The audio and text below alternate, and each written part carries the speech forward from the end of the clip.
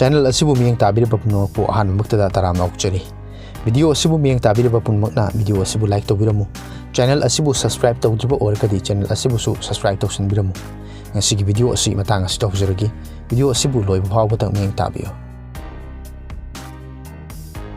ngasigi ahanba wahang asidi the earthquake waves which have transverse movements are known as A. Primary waves, B. Secondary waves, C. Surface wave, D. None of this.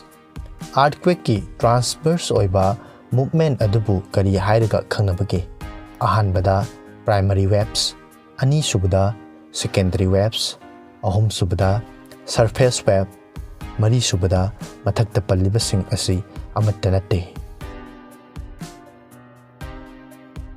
Ngasigi ani subawahang asidi the President of India so far declared financial emergency A. Once, B.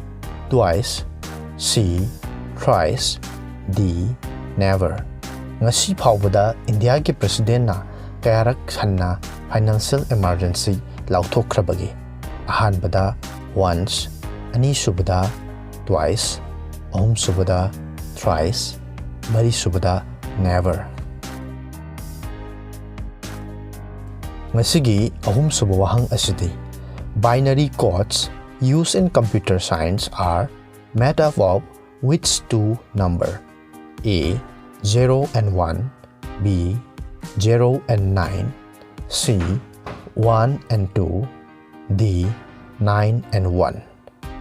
Computer da sinariba binary code asida sinariba masingsing asi karambano ahanbada 0 and 1, ani subada 0 and 9, ahum subada 1 and 2, mari subada 9 and 1. Mathakta panjakriba wahangsing asigi adongi achumba wahang ki pakhum adu asig video ki comment da sungsoi soidana pibiramo. Mamang gi video da hangjakhiba wahang ahum ahanbada the earliest known Pahari paintings are from A. Basoli, B.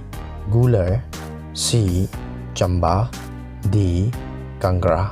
Hairiba wahang asigi achumba paukhumna D. Kangrani. Ani suba wahang da who was the first European to translate the Bhagavad Gita in English? A. William Jones, B. Charles Wilkins, C. James Princeff, D. Alexander Cunningham. Hairiba wahang asigi achumba paukhumna B. Charles Wilkins ni.